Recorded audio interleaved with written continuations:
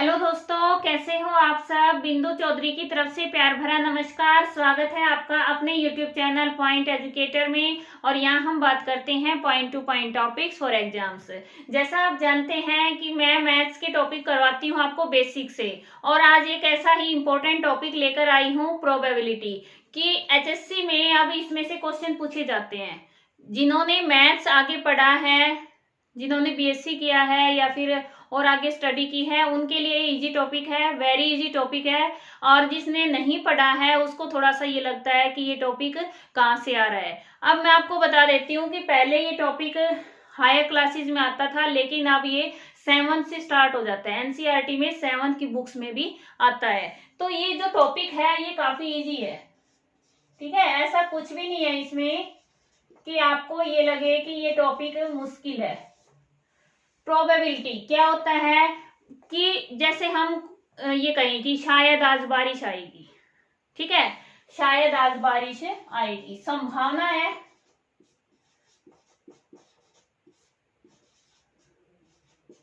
ये क्या है, संभावना व्यक्त कर रहे हैं, आ भी जाए नहीं भी आए, ठीक है। और कुछ सेंटेंस लिखती हूँ, उनसे आपको ये टॉपिक क्लियर हो जाएगा। अब मान लीजिए फर्स्ट ये सेकंड लिख दिया मैंने, सूर्य आज पश्चिम से निकलेगा, पश्चिम से निकलेगा।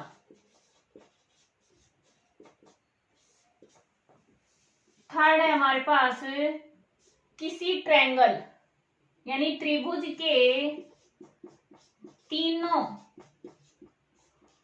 कोणों का योग,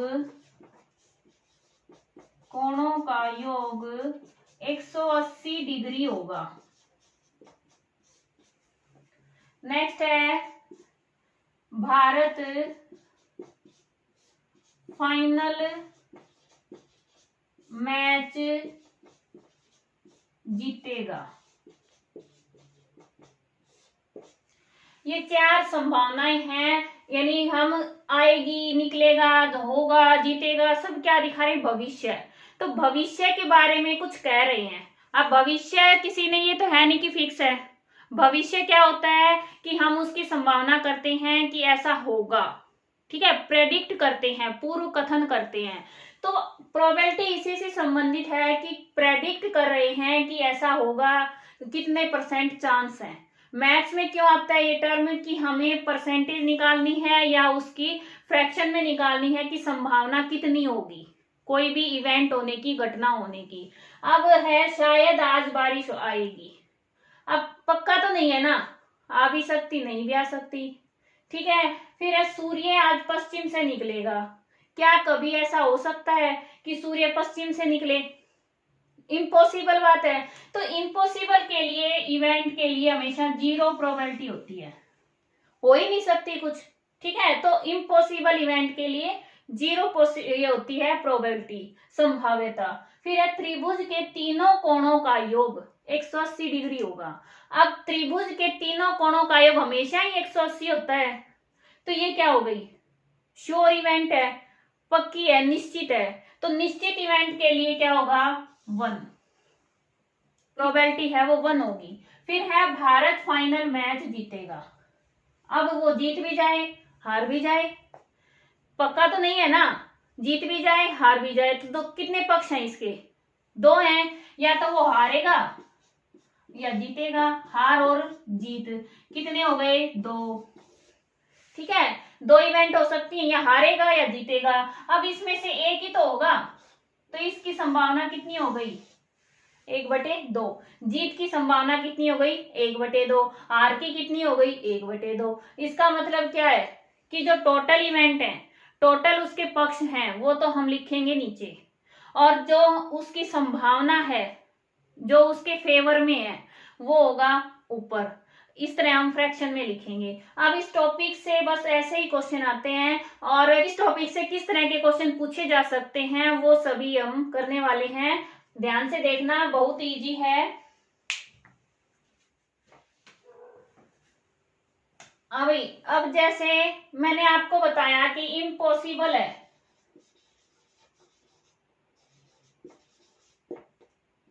इवेंट, उसकी प्रोबेबिलिटी क्या होगी 0। और श्योर की यानी पक्का है भाई वो होके ही रहेगा, निश्चित है, उसकी होगी 1। अब कोई भी प्रोबेबिलिटी, किसी भी घटना की प्रोबेबिलिटी हमेशा 0 और 1 के बीच में होती है, हमेशा 0 और 1 के बीच में होती है, ठीक है। और प्रोबेबिलिटी को हमेशा पीई में डिनोट करते हैं। इसका ये चिन्ह होता है कि पी से प्रोबेबिलिटी, ई से इवेंट, इवेंट की प्रोबेबिलिटी, संभाव्यता है वो घटना की कितनी है, कि वो कितनी मात्रा में होगी, हो सकता है, चांस कितना है उसका, ठीक है। तो ये हमेशा वैल्यू 0 और 1 के बीच में आती है। क्लियर। अब हम करेंगे क्वेश्चन। अब हम करने वाले हैं कि किस तरह के क्वेश्चन आएंगे इसमें। सबसे पहले तरह के आते हैं सिक्के से संबंधित क्वेश्चन, ठीक है, सिक्के से संबंधित यानी कॉइन्स। अब कॉइन है, कॉइन में कितने पक्ष होते हैं भाई, या तो हेड होगा या टेल होगा, दो ही होते हैं, हेड और टेल।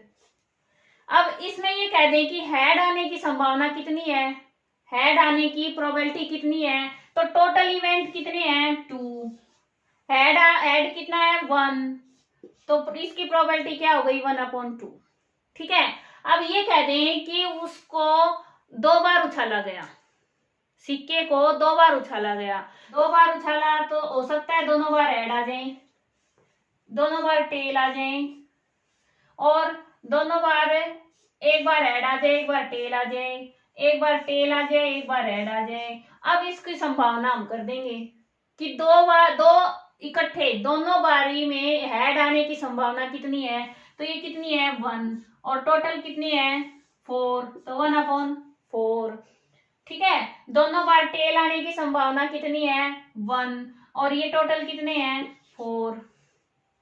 इस तरह से करेंगे, ठीक है। इसके बाद हम करेंगे, अब दूसरे टाइप के क्वेश्चन आते हैं डाइस से।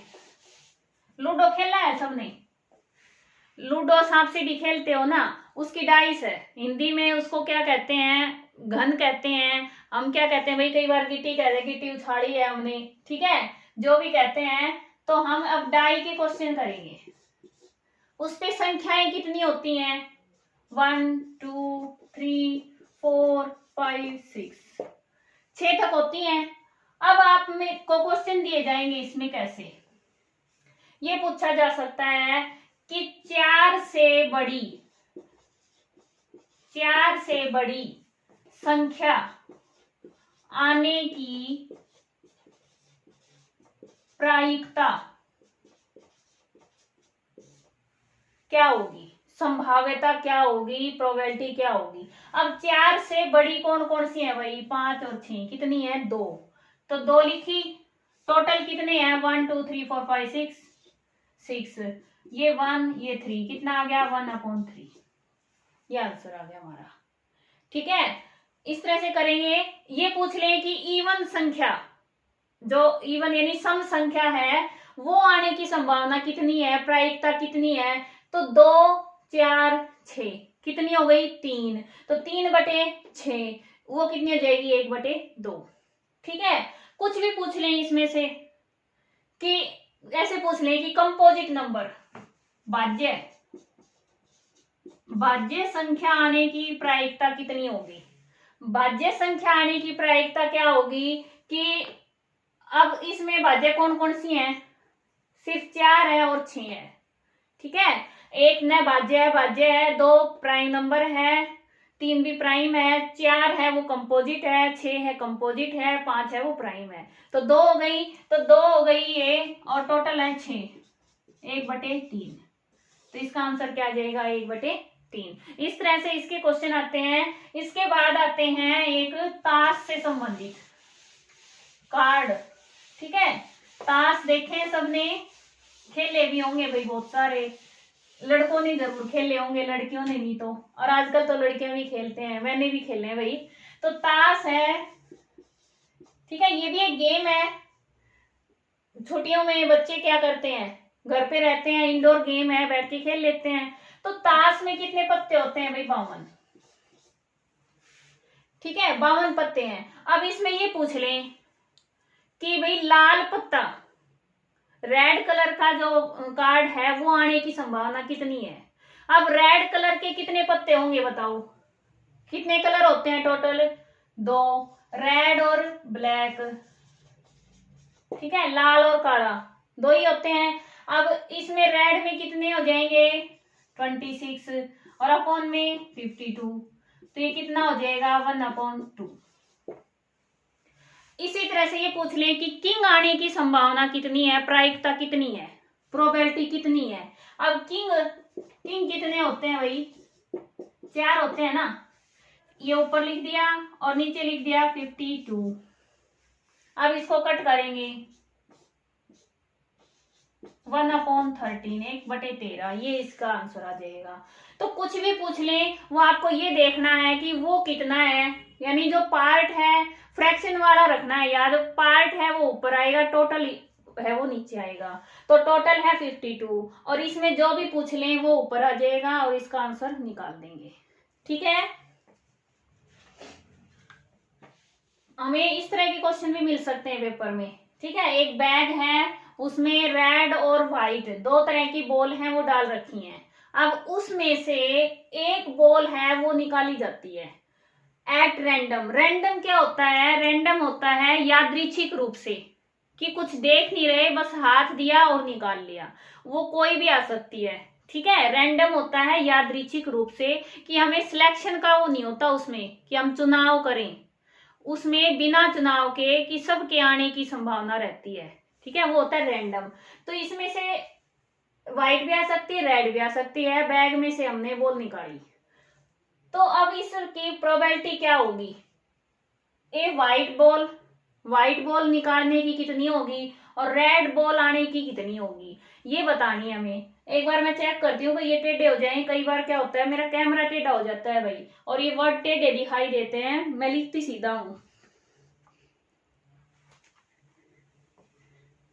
नहीं, आज तो सीधे हैं, लास्ट वीडियो में टेढ़े गए हुए थे सारे, बाद में देखा मैंने। तो अब क्या है, ये व्हाइट बॉल कितनी है भाई, कितनी है 5, लिख दिया। अब टोटल कितनी है बैग में, इन दोनों को ऐड कर दो, कितना आ जाएगा 14।